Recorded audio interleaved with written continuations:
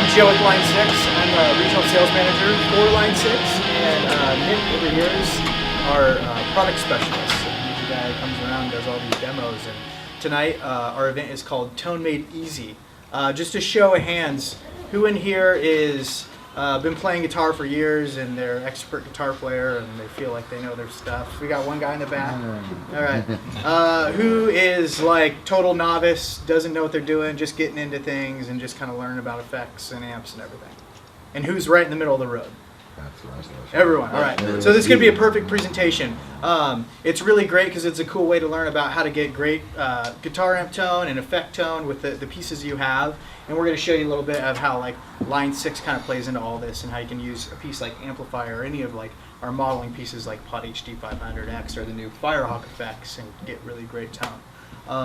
And lastly, I really want to thank Pitbull Audio and all the guys here, all the sales associates, Adam, Calvin, all those guys for putting this together. They're total rock stars. So everyone, give them a hand.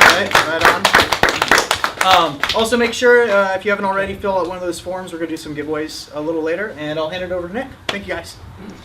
All right, let's just get into it.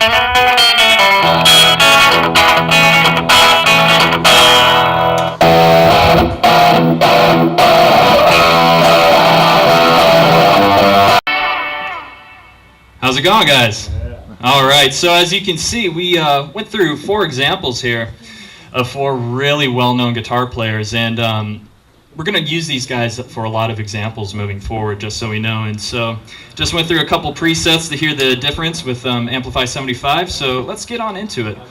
Topics today, we're going to be going over the elements of guitar tone, amplifier background with common amp settings, effects breakdown as well from classic rigs with tips and tricks. We're going to break down the 3 classic guitar sounds and the invention of modeling we're going to go over. And then we're also going to go into Amplify and how you could find a tone just based off of a tone match using Amplify. And we're also going to show how we research tones and how you guys can research tones on your own. And at the end, we're doing a little giveaway. So gear that we're going to be using today is our Amplify 75. Any audio playback and guitar performance is obviously going through Amplify. I'll be showing examples with the iPad moving forward, which is all Bluetooth based. Everything's happening with Bluetooth, going from the iPad to the Amplify 75. And I'll put that up on the screen so we can see it. And FPV controller, which is optional. I can go through all of my effects and stuff just by using this guy, which is really simple. And the laptop connected with a 35mm jack. That's from another presentation, so please delete that. And we're just using a guitar off the wall. So really any guitar, and you're good to go with Amplify. So let's start. So the first element of guitar tone, probably the most important, is guitar. And we actually have another Tone Made Easy event another tour that's gonna be starting after this one. That's all about guitar, but what this is really about is the effects and the amplifier. Keep in mind these effect pedals, how we have the effects from our wah, gain, bass, mod, delay, and reverb. This is how you're going to want your effects moving forward. This is again, there is no right or wrong way to do things. What's ever good to your ear is, what's right. But this is what we're going to want to stay into so our effects work well. Starting off with amp, we have our, our amplifier component. And the amplifier component has two parts to it, and it's either the preamp and the power amp. Now the preamp could be solid state or tube, and the same goes for the power amp. The preamp is where we get our gain. It's where the amp gets a lot of its characteristics, and a lot of its tone comes from the preamp. And then the power amp is what's used to push all of this out of the speaker. Now there's a lot of different power amps out there that are Class A and Class AB. The difference between a Class AB amp, let's think of Marshall, let's think of Fender. These are amps that rest. They have a resting stage. So if we were to compare it to a car, a car idles a little under 1,000 RPMs, you put your foot on the gas and then it raises. That's exactly how a Marshall and a Fender or a Class AB amp reacts. When you play nice and soft, it rests. When you crank up and you hit a big chord, it jumps up to its highest peak. This being Marshall's, Fender's Class AB. Class A amps never rest. They're constantly at 8,000 RPMs. Amps such as this would be a Vox. And so we're going to jump into those and check out the differences on tone. And then finally, an effects loop. An effects loop is really useful for certain effects like delays and reverbs, and we're going to go into why an effects loop is very useful. As you can see, the effects loop goes in between the power amp and the preamp, and so we're going to jump in why that is. So to start off with amps, we've broken amps down into our 4 food groups of amps, and so going off of Fender, Vox, Marshall, Mesa. So looking at a Fender amp, Fender's application is really clean, you know?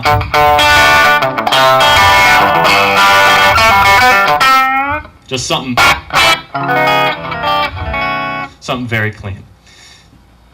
Now, traditional application is clean for cleaner tones. Now, a tech tip for this is all knobs at half. So from our research, we figured out that all the greats have really started off right at 5, and then they take away or give what they want. So maybe if there's a little much, too much low end right there, I'm going to take it down. Maybe if I want a little more presence, I can bring that up. Now, that being a Class A B amp. Now looking at a Class A amp, which is a Vox, it's really like a feel thing when it comes to the Class A amp. It's almost as if the notes jump off your fingers. They just, the feel is as if the notes just jump right off the fretboard, and that's because it's never resting, like we were talking about earlier. It's constantly at that 10,000 RPMs. So with the Vox, you're going to get more of a clean to a mid-range tone. From research, we found that the full, half-full method is what a lot of guys do, and they really just add or take away from there. But starting off at this starting point, from going anywhere from the Beatles, The Edge, to Queen with Brian May, this is a great starting point right here. Now, moving on, still on the other side of the pond, we have Marshall. What's really cool about Marshall is that Jim Marshall, he was repairing radios, he was a drummer, and so he started seeing a lot of these Fenders come through, and he would fix these Fenders, and he was like, I could do this, I can make this exact same amp, and that's what he did. He used all the early Plexis, the 1959 models and such, were direct copies from a Fender Bassman, just using British parts, and by using those British parts, we get an amp that sounds completely different than a Fender. And so stuff from, Hendrix to Page,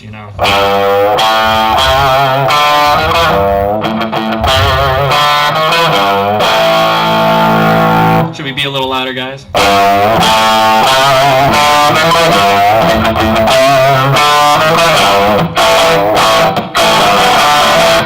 So with the Marshall, we have more of a higher gain, mid-range tone. So stuff such as your gain or your presence are probably the two that'll maybe remain centered. Presence is probably one of the most misunderstood knobs on an amp. It's really that it's that control of controlling the lower frequencies. So you're not adding high end, you're not adding anything. What you're doing is you're just evening out the frequencies. You're adjusting the frequency, the lower end frequencies within the amp. So now moving over back to the US, we have Mesa. Mesa was actually a Fender amp repair company, and when they started making amps on their own, they had a guy named Carlos Santana come in, and he jammed out on their amps, and he's like, man, this little thing really boogies, and so Mesa Boogie was born. They're really known for high gain amps, and they really invented high gain by figuring out doing this thing called cascading gain with the preamp tubes. Usually we just have 3 to 4 preamp tubes, and it's just your V1, your V2, your V3, and they go through into the preamp. Whereas Mesa Boogie, the first tube is feeding into the second, then you have 2 tubes feeding into the third, and then you have 3 tubes feeding into the fourth. So cascading, so you're just getting more and more gain, and which is why these amps have a really heavy sound. Stuff from like Metallica that.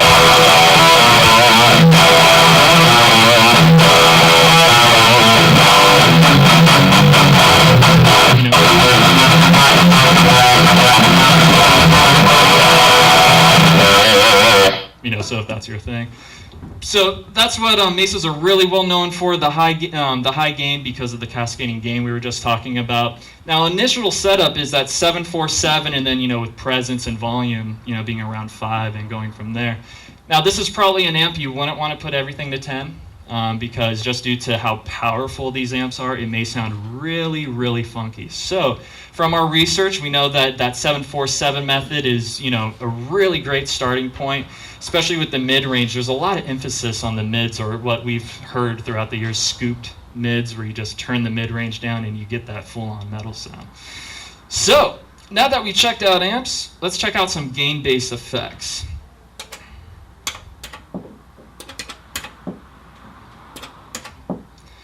So taking a look here, just going through my presets. Taking a look here, these are all our gain-based effects. We have compressor, overdrive, fuzz, and distortion. Let's start talking about fuzz. What fuzz and distortion, what they do is they introduce very hard clipping to the input signal, creating distortion. Now, the hardest clipping of them all comes from the fuzz pedal. The waveform is even a little different in a fuzz pedal. It's more boxy, which is why it's the hardest clipping that we get from a pedal, which is why a fuzz pedal is really, is really noisy and, just a lot of low end, a lot going on with it. Distortion, it isn't as heavy as clipping with fuzz.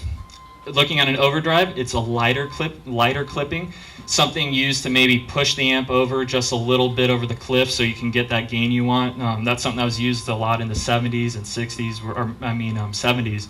Where guys would just turn off their overdrive pedal like a TS9 and roll their volume back, and now their driven amp became a clean amp. Now a compressor, what that does is it's real simple. You have your gain level and you have your gain and then a level for controlling volume. What that does is that just makes everything in the same volume. So if you're playing stuff that's really quiet and then there's some notes that kind of get a little louder than everything else you're playing, the compressor really squashes it so it's everything's just one volume.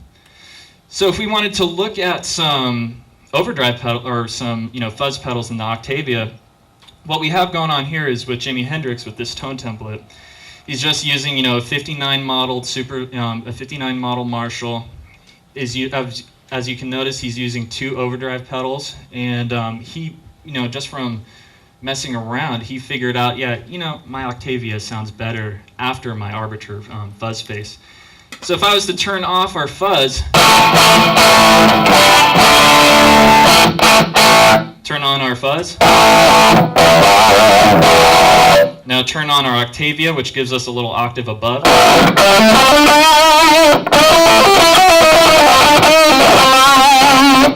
So something very Hendrixy.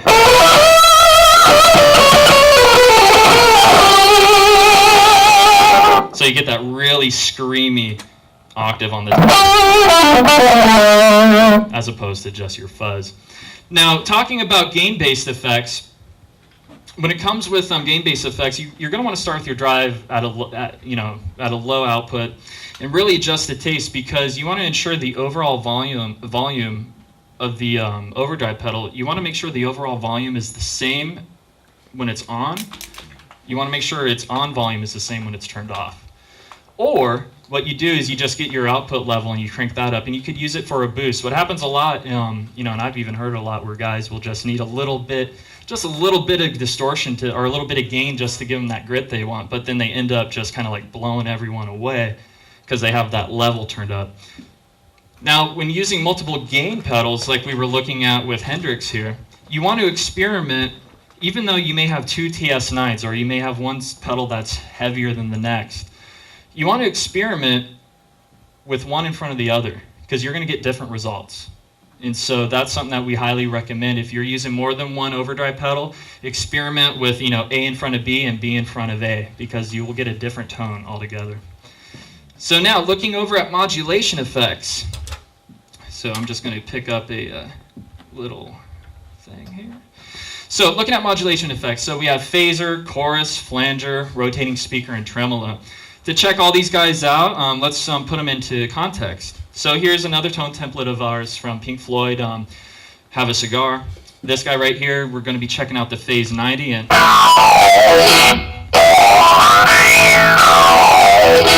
now, I'm not the best Have a Cigar player, but we could kind of get the idea right there. Or even like kind of Heart with the Barracuda.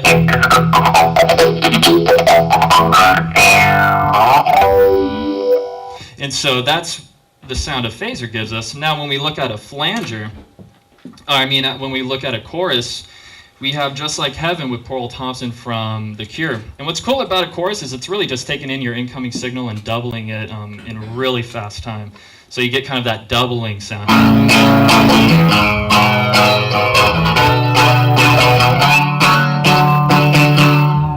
You know, it just really makes your...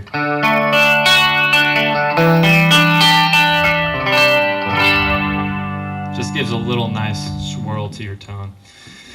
Now, let's check out the flanger. So the flanger is really responsible for giving us that jet-like sound. So if we were to listen to like Unchained from Van Halen, how it's like...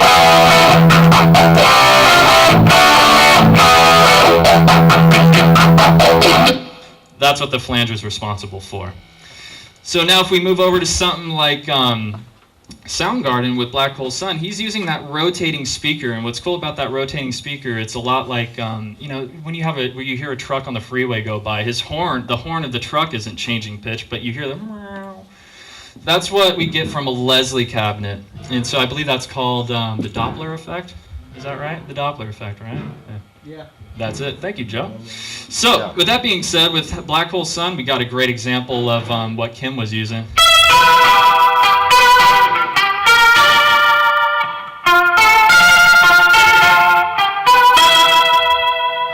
So even though, if I was to turn my reverb off,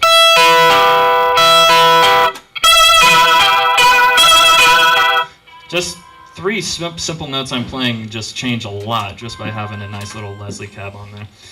And finally, we have our tremolo, something that's really well known from a little band called Green Day. So we got something like...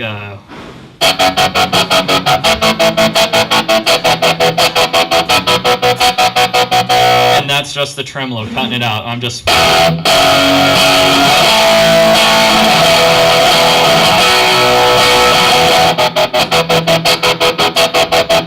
So you could take a really simple idea and go really far with it, just with simple effects such as a tremolo. So modulation effects and tips and tricks. Let's see here. So modulation effects can often be synced to the tempo of a song.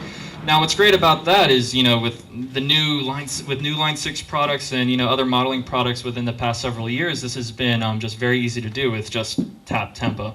You just tap in the tempo of, you know, whatever the song is, and usually go to a whole note, and you'll really just get right there for the tone. Now you can hear 3 rotating speakers and tremolos. You know, faster settings are more common, of course, you know, listening to players like Stevie Ray Vaughan and so forth. You know, it's always been a really fast spin as opposed to really slow.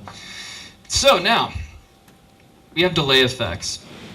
Now with delay, there's really two uses delay will do for you, and that's either going to repeat what you're doing, or you're going to use it to, you know, fill in the gaps or thicken your tone. So to give a good example, something like any rockabilly player like Scotty Moore with Elvis Presley, you know, all he's doing, you know, is I'm going to turn off our reverb so we can hear it better. You know, when you hear those rockabilly guys, you know, they're just going.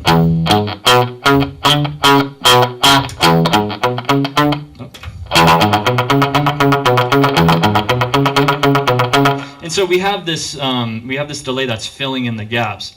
Now, if we were to look at another type of delay, a delay that is more of a thickening delay, we could look at something like Run Like Hell from Pink Floyd. That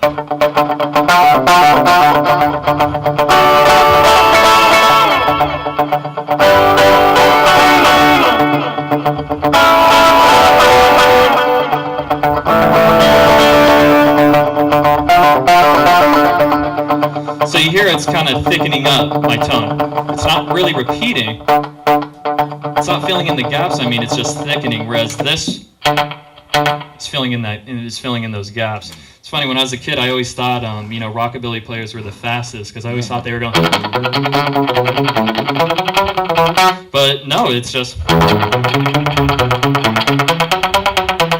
So that was really good to, you know, figure that out. But hey, my alternate picking became really quick after that. So, delay tips and tricks. Let's take a look here. So, our first little tip here is, sync the delay with tempo if you can. Otherwise, you can get a lot of strange little nuances. Tape echo, which was the echo we were using for the Elvis, for the Elvis Presley demonstrations. When it comes to using a tape echo, make sure to keep the delays under 150 milliseconds. And the reason the reason for that is because the original tape echoes that came out couldn't go past that. And so if you want to sound authentic, make sure to keep under 150 milliseconds. But with any new products out nowadays, you can go, 5 times as much. And so, of course, start with short values, 16 through dotted 8 note values, to avoid sounding cluttering, when playing, fast sections. And then, of course, start with a low mix setting and adjust as needed because, sometimes unless that's what you're going for, some users, may not dial in that level 100%, and then you hear their note, and then their delay note is like twice as loud, and it's like, ugh. And so, unless that's what you're going for, first make sure that your first delay is coming back at the same volume. So now that we've covered amps, we've covered gain-based effects and delay and modulation effects, let's see the best way for them to be set up. So this is effect option 1. And this is probably one of the most common with just everything in front of the amp. Now, the pro about this is that it's simple. You just plug right into the amp. The cons, though, about this kind of a setup is that depending on how much gain you have going on, your delay and or reverbs may sound very cluttered. The reason for that, remember how we were talking about the amp, how it breaks apart, how in an amp there's a preamp and there's a power amp and there's that effects loop that goes in the middle? Well, whenever you're plugging in front of an amp, you're plugging into its preamp. So whatever you're plugging into is getting distorted. It's making it bigger. When you make effects such as reverb bigger, that's what you're doing. Think of that hall reverb effect we're all familiar with, and you put it in front of an amp, and it just sounds just really. I'm going to show an example of that, so you're with me on that one. But it's really cluttered sounding, and so I'll show you. So what I was talking about with the effects loop. Our timing effects such as delays, reverbs, and modulations will sound less cluttered, again, depending on your gain, and this is an example I'm going to show right after this. So, with that being said, just looking through here. So these were the 3 guys. These are our 3 main tones that we were taking a look at. If we were to look at, the Purple Haze example, we could just hear how it sounds without anything on it. And so we kind of did this earlier. This is just his amp dry. He liked putting his fuzz in front of his crybaby.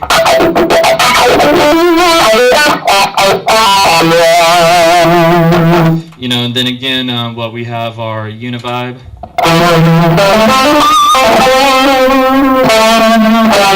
That really washy, wash machine type sound that he had like more on like what is it? Are You Experienced, that song. And then, of course, our Octavian, which we already checked out. Then something like EVH, for Ain't Talking About Love, it's, a really straightforward tone. He has his delay, which is just giving us that real quick little, little echoes, little slapbacks. And so what he's doing with Ain't Talking About Love is he's keeping his phaser on the whole entire time. And every time he comes into that, he's turning on his flangers. So it's something like...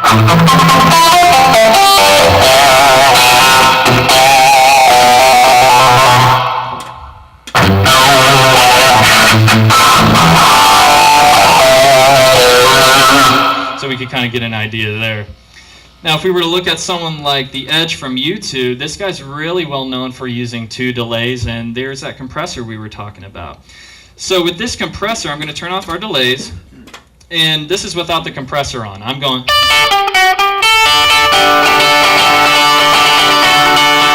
So how we were talking with the compressor having the delay, how it kind of squishes everything in one volume, now this is with the compressor on.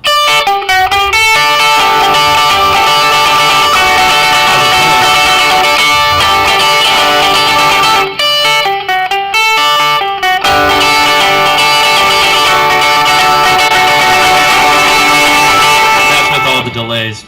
We have our first delay, which is our filler delay.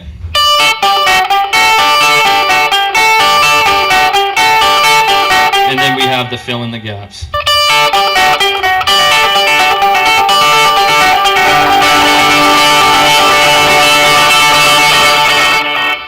So with the rise of modeling, modeling is really a software recreation of an amplifier or an effect, which allows for a collection of amps and effects to be utilized in a single device for greater flexibility.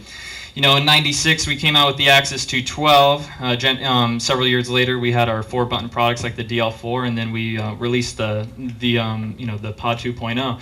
What's really great about modeling products is that they can really kind of take the place of, maybe there's that Marshall or that one effect at home that you don't want to take out and into the world, just being afraid that maybe you're going to plug it into dirty power and it blows up, or maybe someone's going to want to lift it from you. That's what's great about modeling, how flexible they can be. So with the rise of modeling, the latest amp modeling advances that we've done with Line 6 is with our new Amplify, which everything we've been hearing has been coming out of this guy. So what